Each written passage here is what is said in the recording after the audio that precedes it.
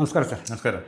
Sir, ഈ രാജ്യത്തിൻ്റെ പ്രതിച്ഛായ ആഗോള തലത്തിൽ പോലും ആ, സാരമായ പരിക്കേൽപ്പിക്കുന്നതിൻ്റെ കൊട്ടേഷൻ ഏറ്റെടുത്ത രീതിയിലാണ് രാഹുൽ ഗാന്ധിയും കോൺഗ്രസും ഇപ്പോൾ പ്രവർത്തിച്ചുകൊണ്ടിരിക്കുന്നതാണ് നമുക്ക് മനസ്സിലാക്കാൻ സാധിക്കുന്നത്. കാരണം ഏറ്റവും കൂടുതൽ നടന്ന നിർമ്മിത ബുദ്ധിയുമായി ബന്ധപ്പെട്ട് നടന്ന സമ്മിറ്റിൽ അതെ. 80ഓളം രാജ്യങ്ങളിൽ നിന്ന് പ്രതിനിധികൾ, 20 രാഷ്ട്രത്തലവന്മാർ അവിടെ വസ്ത്രമുരിഞ്ഞുള്ള പ്രതിഷേധത്തിന് പോലും തയ്യാറായി എന്നുള്ളതാണ്. എന്താണ് ഇതിൽ നമ്മൾ മനസ്സിലാക്കേണ്ടത്? അത് ഏറ്റവും പ്രധാനപ്പെട്ട ഒരു പ്രശ്നം, ഈ എക്സിസ്റ്റൻസിൻ്റെ ഒരു പ്രശ്നം രാഹുൽ ഗാന്ധി നേരിടുന്നു എന്നാണ് എനിക്ക് തോന്നുന്നത്. Political existence. അദ്ദേഹം കുറേ നാളായിട്ടത് അദ്ദേഹത്തിന് സഹിക്കാൻ പറ്റാതായിരിക്കുകയാണ്. അദ്ദേഹം 2004 MP ആയി രാഷ്ട്രീയത്തിലേക്ക് വന്നു കഴിഞ്ഞതിന് ശേഷം തുടരെയുള്ള പരാജയങ്ങൾ അദ്ദേഹത്തിനെ വളരെയധികം വിഷമിപ്പിക്കുന്നു എന്ന് തോന്നുന്നു. അപ്പോൾ ലേറ്റസ്റ്റായിട്ട് ഒരു 4-5 വർഷമായിട്ട്, പണ്ടേ എങ്ങനെ ഉണ്ട് എങ്കിലും ഒരു 10 വർഷത്തോളമായിട്ട് അദ്ദേഹം 2014 മുതൽ എനിക്ക് തോന്നുന്നത് നരേന്ദ്രമോദിയെ കരിവാരി തേക്കുക എന്നുള്ള ഒരു തന്ത്രത്തിലേക്കാണ് അദ്ദേഹം രാഷ്ട്രീയം കൊണ്ടുപോകുന്നത്. ഒരുപക്ഷെ നരേന്ദ്രമോദിയുടെ ഇമേജ് തകർക്കാൻ എളുപ്പമാർഗം അദ്ദേഹത്തിനെ ചൗക്കിദാർ ചോറിയെന്നോ ചായ്വാലെന്നോ അല്ലെങ്കിൽ മറ്റെന്തെങ്കിലും ഒക്കെ പറഞ്ഞ് ഈ വിധത്തിൽ കൊച്ചാക്കിക്കൊണ്ടിരിക്കുന്നതാണ് നല്ലത്. അതൊക്കെ തിരിച്ചടിച്ചു, അതെല്ലാം തിരിച്ചടിച്ചു.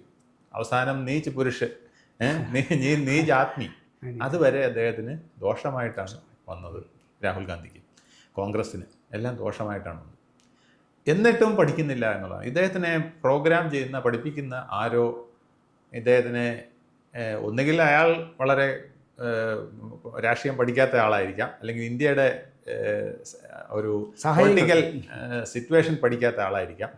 അതല്ലെങ്കിൽ രാഹുൽ ഗാന്ധിയെ വെള്ളത്തിലാക്കിയിട്ട് വേറെ ആരെങ്കിലും കോൺഗ്രസിൻ്റെ തലപ്പത്തേക്ക് കൊണ്ടുവരാൻ വേണ്ടിയിട്ടാണോ എന്ന് സംശയിക്കൊണ്ടിരിക്കുന്നത്.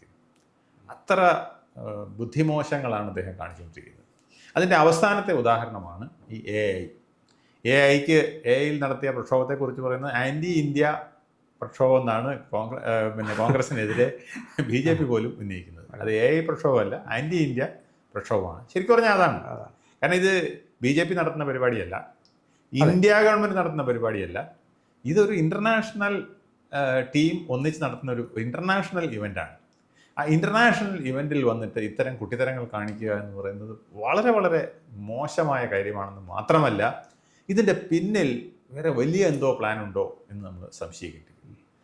കാരണം ഇത് ഇന്ന് രാവിലെ ചെന്ന് അങ്ങനെ കയറാവുന്ന ഒരു സ്ഥലമല്ല അവിടെ.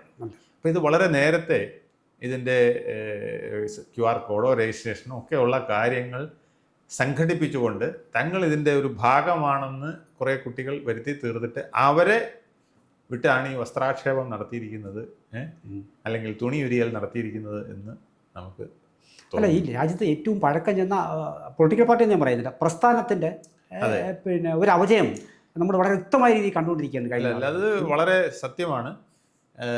സാധാരണഗതിയിൽ ചില പൊളിറ്റിക്കൽ പാർട്ടിയെ കൊണ്ടാകുന്നത് അപജയം എന്ന് പറയുന്നത് അവരുടെ മൂല്യശോഷണമായിരിക്കില്ല, മറ്റ് പല കാര്യങ്ങളുമായിരിക്കും. ഇതിപ്പോൾ മൂല്യശോഷണം അടക്കം സംഭവിച്ചിരിക്കുന്നു എന്നുള്ളതാണ്. ആളുകളുടെ എണ്ണം കുറയുന്നത് മാത്രമല്ല, അവരുടെ പൊളിറ്റിക്കൽ ബാക്ക്ഗ്രൗണ്ട് നശിച്ചു പോകുന്നു എന്ന് മാത്രമല്ല, അവരുടെ മൂല്യം തന്നെ നശിച്ചു പോകുന്നു. ആ സംഘടനയുടെ മൂല്യം തന്നെ, കോൺഗ്രസ് എന്താണ്, അതിൻ്റെ ഒരു ദേശീയത എന്ന് പറയുന്ന ഒരു എലിമെൻ്റ് ആയിരുന്നു കോൺഗ്രസ് എന്ന് നിലനിർത്തിയിരുന്നത്. ഇപ്പോൾ BJP അത് കടം വാങ്ങിച്ച് BJP അത് ഹാർവെസ്റ്റ് ചെയ്തുകൊണ്ടിരിക്കുകയാണ്. അതിനൊപ്പം പിടിച്ചു നിൽക്കാൻ ഇന്ത്യയിൽ കഴിയുന്ന ഏക പ്രസ്ഥാനം കോൺഗ്രസ്സാണ്. കോൺഗ്രസ്സിന് മാത്രമേ ഞങ്ങളും ദേശീയതയുടെ ഭാഗമാണെന്ന് പറഞ്ഞു നിൽക്കാൻ പറ്റൂ. പക്ഷെ അത് പറയാതെ അവർ ആൻറ്റി നാഷണൽ ആയിക്കൊണ്ട് ദേശീയത നടപ്പിലാക്കാൻ ശ്രമിച്ചാൽ എങ്ങനെ ശരിയാകും? അല്ല, ഇടതുപക്ഷ പാർട്ടികൾക്ക് പോലും കോൺഗ്രസിൻ്റെ പ്രതീക്ഷ അപ്പാടെ പോയി കഴിഞ്ഞിരിക്കുന്നു. കാരണം എങ്ങനെയാണ് ഒരു രാജ്യത്തിലെ ജനങ്ങൾക്കെതിരെ തന്നെ പറയുക, ആ രാജ്യത്തിനെതിരെ പറയുക? അത് ചെയ്തു കഴിഞ്ഞാൽ പിന്നെ എവിടെ നിൽക്കാൻ പറ്റുന്നത്? നമ്മുടെ വീട്ടിൽ തന്നെ നമ്മൾ വീട്ടിലുള്ളവരെ കുറ്റം പറഞ്ഞുകൊണ്ടിരുന്നാൽ എങ്ങനെയാണ് നമുക്ക് അവിടെ വീട്ടിൽ നിലനിൽക്കാൻ കഴിയുക? അടിച്ചൊരു ദിവസം പുറത്താക്കില്ലേ വീട്ടിൽ, സ്വന്തം വീട്ടിൽ. അപ്പോൾ പിന്നെ നാട്ടിലെ കാര്യം പറയണ്ടല്ലോ. അത് വളരെ എളുപ്പമാണ് നാട്ടിൽ നമുക്കൊരാളെ അടിച്ച് പുറത്താക്കാൻ. വീട്ടിലേത് കുറച്ചുകൂടെ വിഷമിച്ചേ ചെയ്യൂ. നാട്ടിലാകുമ്പോൾ അടി അപ്പ വീഴും. അതാണ് ഈ കോൺഗ്രസ്സിന് ഓരോ തവണയും സംഭവിച്ചുകൊണ്ടിരിക്കുന്നത്. എക്സെപ്റ്റ് ബംഗാൾ, കാശ്മീർ, തമിഴ്നാട്, കേരള. അവിടെയൊക്കെ 3 സ്ഥലത്തും ഘടകകക്ഷികളുടെ എന്തെങ്കിലും പിന്തുണ ഉണ്ടെങ്കിലേ അവർക്ക് എന്തെങ്കിലും ചെയ്യാൻ സാധിക്കുള്ളൂ. കേരളത്തിൽ തിരിച്ചും. അതിന് കാരണം കേരളത്തിൽ ക്രിസ്ത്യൻ മുസ്ലിം ഒരു ബേസിൽ അവർ ന്യൂനപക്ഷത്തിൻ്റെ ഒരു സപ്പോർട്ടെന്ന് പറഞ്ഞുകൊണ്ട് ആ ഒരു ന്യൂനപക്ഷ വർഗീയതയുടെ കുടക്കീഴിൽ നിൽക്കുന്നതുകൊണ്ടാണ് ഇവിടെയും ബേസ് ഉള്ളത്, അല്ലെങ്കിൽ അവർക്ക് ആ ബേസും കിട്ടില്ല. അല്ല, പാർലമെൻറ്റിൻ്റെ അകത്ത് അദ്ദേഹത്തിൻ്റെ ആ ചേഷ്ടകളൊക്കെ കണ്ടു കഴിഞ്ഞാൽ പാർലമെൻറ്റ് അകത്തും പരമാവധി വൃത്തികേട് കാണിക്കും. അല്ല, കാരണം ഇത് ഈ AI ഭാരത് മണ്ഡപത്തിൽ ചെയ്തതിൻ്റെ വേറെ രൂപമാണ് ഭാരതീയ പാർലമെന്റിൽ പോയി കാണിച്ചത്.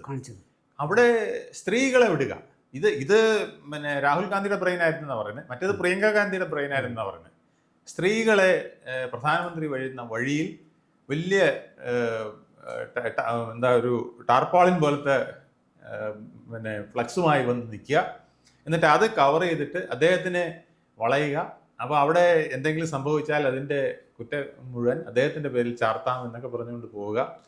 ഇതിന് പ്രിയങ്ക ഗാന്ധി മറ്റുള്ളവരെ തള്ളിവിട്ടു എന്ന് പറഞ്ഞാൽ അവർ മാറി നിന്നതാണ്. ഇതിൽ വിഷമിച്ച ഏതോ ആൾക്കാരാണ് ഓം ബിർള എടുത്ത് പറഞ്ഞ് ഇങ്ങനെ ഒരു സംഘടന, ആ കൂട്ടത്തിൽ നിന്ന് തന്നെയുള്ള ആൾക്കാർ ഓം ബിർളയോട് പറയുകയാണ്, അങ്ങ് സൂക്ഷിക്കണം, പ്രധാനമന്ത്രി വരുമ്പോൾ ഇങ്ങനെ ഒരു സംഭവം നടക്കും, അപ്പം ഞങ്ങൾ വെട്ടിലായി പോകും, അതുകൊണ്ട് ഞങ്ങൾ മുൻകൂട്ടി പറയുന്നതേ ഉള്ളൂ, അങ്ങനെ ഞങ്ങളുടെ തടി രക്ഷിക്കാനായിട്ട്. അല്ല, ഈ കോൺഗ്രസിനകത്തുള്ള ആൾക്കാർക്ക് പോലും ഈ പ്രവണതകളോട് യോജിപ്പില്ല എന്നുള്ള. അല്ല, അങ്ങനെ യോജിക്കാൻ കഴിയില്ലല്ലോ. കാരണം പാർലമെന്റിനകത്ത് നമ്മൾ എന്തൊക്കെ പറഞ്ഞാലും ഇന്ത്യയുടെ പാർലമെന്റിനകത്തൊരു വലിയ വിഭാഗം ആൾക്കാർ വളരെ മാന്യമായിട്ടും വളരെ പഠനത്തിന് ശേഷവും കാര്യങ്ങൾ അവതരിപ്പിക്കുകയും ഒക്കെ ചെയ്യുന്ന ഒരു സമ്പ്രദായമുണ്ട്.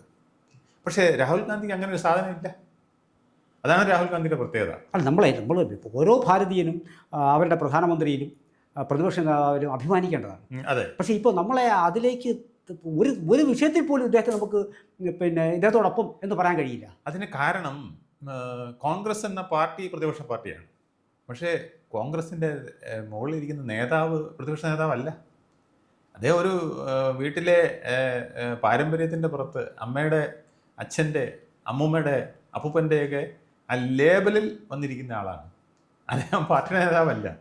പാർട്ടിയുടെ നേതാവ് വേറെ, പെറ്റ് വീണതിൻ്റെ മുറി ഏതാണ് അല്ലെങ്കിൽ കിടപ്പാടം എവിടെയാണ് അത് വെച്ചിട്ട് നേതാവാകുന്നത് വേറെ.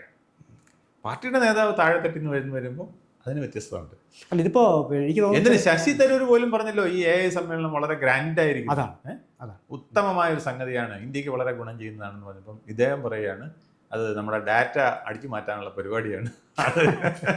അതിന് നരേന്ദ്രമോദി ഇവിടുത്തെ കോർപ്പറേറ്റുകളുമായിട്ട് ചേർന്ന് അല്ല, ലോകത്ത് തന്നെ ഇത്തരത്തിലുള്ള ഒരു ആദ്യ ശ്രമം എന്നുള്ള നിലയിലാണ് നമ്മൾ കാണേണ്ടത്. വലിയ ഒരു അപ്പോൾ അതിൽ നമ്മുടെ രാജ്യം മുൻകൈ എടുക്കുമ്പോൾ സ്വാഭാവികമായിട്ടും കൂട്ടത്തിൽ നിൽക്കേണ്ടുന്ന ഒരാളാണ്. പിന്നെ ഈ പറഞ്ഞ പോലെ ബ്രസീലിൻ്റെ നേതാക്കൾ പോലുള്ള വളരെ പ്രധാനപ്പെട്ട അതിഥികൾ, ഹെഡ് ഓഫ് ദ ഇൻസ്റ്റിറ്റ്യൂഷൻ തന്നെ വരുന്ന, രാജ്യം തന്നെ വരുന്ന സന്ദർഭത്തിൽ ഇത്തരത്തിൽ കാണിക്കുന്നത് അല്ലേ?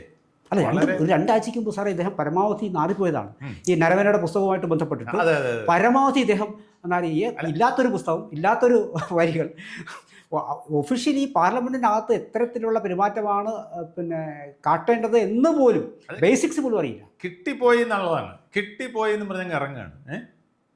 ഹർദീപ് സിംഗ് പുരി പറയുന്ന കേട്ടു, പിന്നെ നവംബറിലും കണ്ട് അദ്ദേഹത്തിനെ കണ്ണും കാണിച്ച് ഗോഷ്ഠിയെ കാണിച്ച് you are in trouble you see that എന്നൊക്കെ പറഞ്ഞിട്ട് കുറച്ച് കറഞ്ഞപ്പോൾ എന്താ രാഹുൽജിന്ന് ചോദിച്ചെന്ന്. അപ്പോൾ പറഞ്ഞ് മറ്റേ 3 ലക്ഷം 3 മില്യൺ മെയിൽസിൽ 2 നിങ്ങളുടേതാണ് ഞാൻ എന്ന് പറഞ്ഞു. അപ്പോൾ അദ്ദേഹം പറഞ്ഞു വേണ്ട അതിന് പറയും ചെയ്യണ്ട, I will give you the mail എന്ന് പറഞ്ഞ് അപ്പം തന്നെ കോപ്പി എടുത്ത് അദ്ദേഹത്തിന് കൊടുത്തിട്ട് പറഞ്ഞു അതെന്താണ് നോക്കിയിട്ട് തീരുമാനിക്കാൻ പറഞ്ഞു. അത് രാജ്യത്തേക്ക് ഇൻവെസ്റ്റ്മെന്റിനും ഉള്ള സൗകര്യം ഉണ്ടെന്നും താങ്കൾ വരുന്നെങ്കിൽ വരാനൊക്കെ പറഞ്ഞുകൊണ്ട്, താങ്കളുടെ കൂടെ ഉള്ളവർ വരുന്നെങ്കിൽ വരാനൊക്കെ പറഞ്ഞുകൊണ്ട് ആ മെയിൽ അത് അദ്ദേഹത്തിന് കൊടുത്തു. അപ്പോൾ വീണ്ടും ഈ വിഷയം ഇപ്പോൾ ഫെബ്രുവരിയിൽ കൊണ്ടുവന്നിട്ടപ്പം, ജാനുവരി കൊണ്ടിട്ടപ്പം അദ്ദേഹം അന്തം വിട്ടുപോയി. അദ്ദേഹം പെട്ടെന്ന് കോൺഗ്രസിൻ്റെ തന്നെ ചിലരോട് ചോദിച്ചു, പക്ഷേ ഇതെന്താ ഈ പ്രതിപക്ഷ നേതാവ്, ഞാൻ അദ്ദേഹത്തിന് എല്ലാം പച്ചയ്ക്ക് ഞാൻ അതിൻ്റെ ഒറിജിനൽ കോപ്പി എടുത്ത് കൊടുത്തതാണ്, എന്നിട്ട് ഇദ്ദേഹം ഇതെന്താ ഇങ്ങനെ ചെയ്യുന്നത്. ഇപ്പം കുറെ കോൺഗ്രസ് നേതാവ് തന്നെ പറഞ്ഞു, കോൺഗ്രസ്സുകാർ തന്നെ പറഞ്ഞു താങ്കൾക്ക് വട്ടുണ്ട്, ഇദ്ദേഹം വല്ലത് എഴുതി കൊടുത്താൽ അത് വായിക്കും. ഇദ്ദേഹം വായിക്കുന്ന പരിപാടി ഇല്ല. താങ്കൾ ഇന്നും വായിക്കാനായിട്ട് കൊടുക്കരുത്, ചെവി വല്ലതും പറഞ്ഞു കൊടുത്താൽ ചിലപ്പോൾ കേൾക്കും, അല്ലാതെ വായിച്ചിട്ട് പുള്ളി ഒരു കാര്യം മനസ്സിലാക്കുമെന്ന് വിചാരിക്കേണ്ടെന്ന് പറയുന്നത്. ഇത് ഒരു ആൾക്കല്ല, ഇത് പലർക്ക് ഇത്തരത്തിലുള്ള കാര്യങ്ങൾ പറയാനുണ്ടെന്നുള്ളതാണ്. സാറ് നേരത്തെ മുമ്പ് സൂചിപ്പിച്ച പോലെ ഇദ്ദേഹത്തെ ആരെങ്കിലും മറ്റു തരത്തിലേക്ക്, അതായത് ഇദ്ദേഹത്തെ ഒരു 10 ദിവസം പിന്നെ ആരോ പാലം വലിക്കുന്നുണ്ടോ എന്ന് എനിക്ക് സംശയമുണ്ട്. കാരണം ഇദ്ദേഹത്തിനൊരു 10 അല്ലെങ്കിൽ ഒരു 20 ദിവസം ഇദ്ദേഹത്തെ മാറ്റി നിർത്തുക, ഏതെങ്കിലും തരത്തിലുള്ള സഹതാപം വഴി മാത്രമേ ഇനി കാര്യങ്ങൾ നടക്കുള്ളൂ എന്ന ഒരു തോന്നൽ കോൺഗ്രസ്സുകാർക്ക് ഈ കുബുദ്ധി ചെയ്തിട്ടുണ്ടോ എന്ന് അറിയില്ല. ഇത് പിന്നെ കോൺഗ്രസിന്റെ കോട്ടാരി എന്ന് പറഞ്ഞാൽ നമുക്കറിയാൻ പറ്റാത്ത കോട്ടാരികളാണ്. നമ്മുടെ പിന്നെ രാജീവ് ഗാന്ധിയുടെ ആ ഒരു പോക്ക് കണ്ടില്ലേ? രാജീവ് ഗാന്ധിയെ പൂർണ്ണമായിട്ടും പ്രധാനമന്ത്രി സ്ഥാനത്ത്, അദ്ദേഹം വളരെ വിഷണറി ആയിട്ട് വന്ന ഒരാളാണ്, മനുഷ്യസ്നേഹിയുമായിരുന്നു. അദ്ദേഹത്തിന് പാലം വലിച്ചത് കോൺഗ്രസ്സുകാരെല്ലാം കൂടെ അല്ലേ? അവസാനം മൻമോഹൻ സിംഗ് ആണ് പിളർന്നുകൊണ്ട് ജനതാദളം ഉണ്ടാക്കി അപ്പുറത്ത് പോയി പിന്നെ പ്രധാനമന്ത്രിയായത്. ഇദ്ദേഹത്തെ പ്രതിപക്ഷ സ്ഥാനത്തിരുത്തിയത്. അദ്ദേഹത്തിനെ ഈ സ്ഥാനത്തേക്ക് കൊണ്ടുവന്നത് രാജീവ് ഗാന്ധി ആയിരുന്നു അല്ലേ? അതെ, ഞാൻ ആ ഒരു ഓർമ്മയിൽ നിന്നാണ് ഞാനിത് ഇങ്ങനെ ചോദ്യം ചോദിച്ചത്. പിന്നെ ഇപ്പം ഇത് വാസ്തവത്തിൽ ഈ ഒരു കളി പോലും ഇപ്പോൾ തന്നെ നരവന തന്നെ ഇദ്ദേഹത്തെ പിന്നെ എടുത്ത് നിലത്തടിച്ചു. അപ്പോൾ അദ്ദേഹം നരവന പറഞ്ഞത് വെറും റബ്ബിഷാണെന്നുള്ള മട്ടിലാണ് അദ്ദേഹം. അതെ അതെ. ഇപ്പോൾ ഈ ഒരു സമ്മിറ്റുമായി ബന്ധപ്പെട്ടിട്ട്, ഈ ഉച്ചകോടിയുമായി ബന്ധപ്പെട്ടിട്ട് പ്രധാനമന്ത്രി തന്നെ പറഞ്ഞ വാക്കുകൾ ഞങ്കി ഒരു ഗന്ധി എന്നാണ് പറഞ്ഞത്. കാരണം ചുരുക്കം പറഞ്ഞാൽ ഒറ്റ വാക്ക് പറയാൻ നാറ്റക്കേസ് എന്നാണ്. കാരണം ഈ ഒരു ഈ പറഞ്ഞ പോലെ ലോകത്തു നിന്നുള്ള എല്ലാ പ്രതിനിധികളും ഇരിക്കവേ രാജ്യത്തെ തന്നെ തുണിയൊരിഞ്ഞ് നിർത്തുന്നതിന് രാജ്യത്തെ പ്രധാനമന്ത്രി പിന്നെ പ്രതിപക്ഷ നേതാവ് തയ്യാറാവുക, അല്ലെങ്കിൽ അദ്ദേഹത്തിൻ്റെ പാർട്ടി തയ്യാറാകുക എന്ന് പറഞ്ഞാൽ ഈ പാർട്ടി എവിടെ പോയി എന്നുള്ളതാണ്. അപ്പോൾ അവിടെ വാസ്തവത്തിൽ ആഗോളതലത്തിൽ പോലും വ്യവസ്ഥമാക്കപ്പെടുന്നത് കോൺഗ്രസ് പാർട്ടിയില്ലേ? തീർച്ചയായിട്ടും.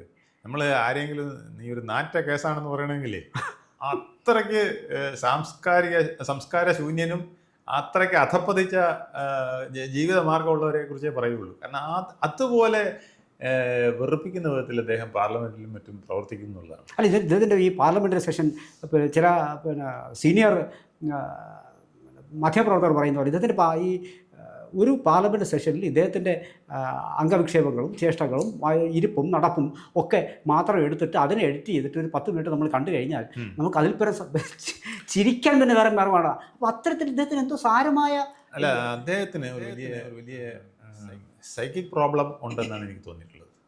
മറ്റൊന്നുമല്ല, അദ്ദേഹത്തിൻ്റെ കുട്ടിക്കാലത്ത് ഒരുപാട് ഷോക്ക് അദ്ദേഹത്തിന് ഉണ്ടായിട്ടുണ്ട്. അദ്ദേഹത്തിൻ്റെ വല്യച്ഛൻ്റെ മരണം, അത് അദ്ദേഹം കൂടുതൽ അറിഞ്ഞു കാണില്ല. പക്ഷെ അത് കഴിഞ്ഞിട്ട് അമ്മൂമ്മയുടെ മരണം അദ്ദേഹത്തിനെ ഒരുപാട് ബാധിച്ചിട്ടുണ്ട്.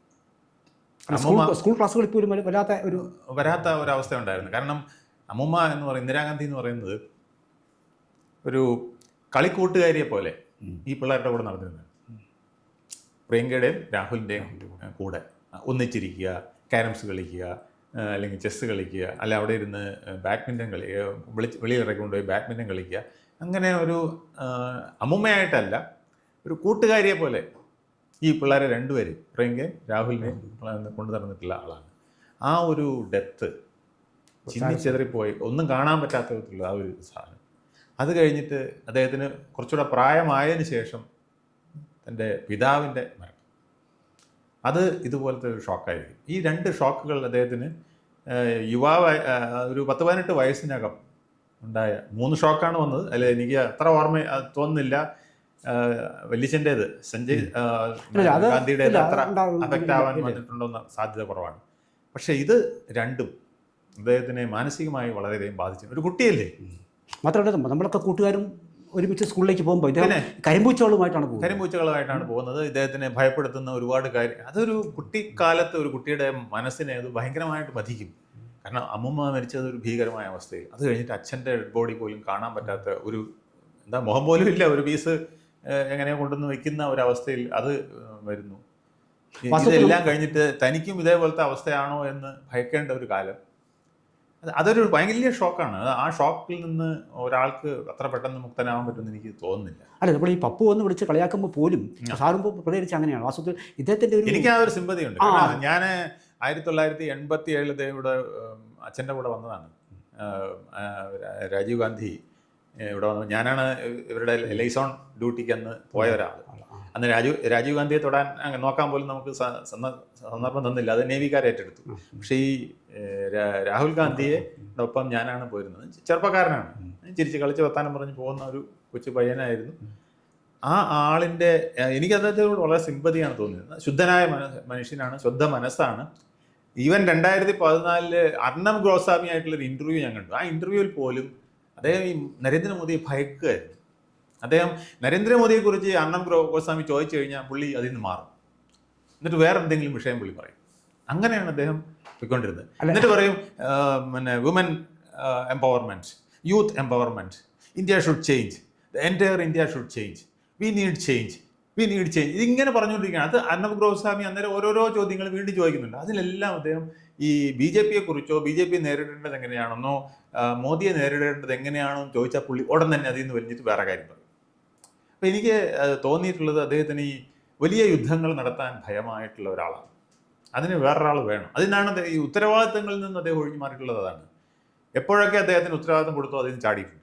ഇപ്പം തന്നെ ഈ ലീഡർ ഓഫ് ഓപ്പോസിഷനായിട്ട് ഇരിക്കുന്നത് തന്നെ അദ്ദേഹത്തിന് ഒരു ഭാരമാണ്. അദ്ദേഹം വേറെ ആരെങ്കിലും ഏൽപ്പിക്കാൻ തയ്യാറായിരിക്കും എനിക്ക് തോന്നുന്നത്. പിന്നെ പാർട്ടിയിലുള്ളവരും അദ്ദേഹം അങ്ങനെ ഇരിക്കുന്നതുകൊണ്ട് അതിൻ്റെ ഗുണം അനുഭവിക്കുന്ന ചിലരുമായിരിക്കും അദ്ദേഹത്തിനെ ഇങ്ങനെ പിടിച്ച് നിർത്തിയിരിക്കുന്നത്, തള്ളി നിർത്തിയിരിക്കുന്നത്. ഇല്ലെങ്കിൽ അദ്ദേഹം പുറകോട്ട് പോകാൻ തയ്യാറാകുന്ന ഒരാളാണെന്നാണ് എനിക്ക് തോന്നുന്നത്. ഏതായാലും ഈ ഭാരതീയർക്കാർക്ക് അദ്ദേഹത്തോട് വെറുപ്പ് തോന്നിയായിട്ട് നമുക്ക് അറിയാൻ കഴിയത്തില്ല. പക്ഷേ സഹതാപമുണ്ട്.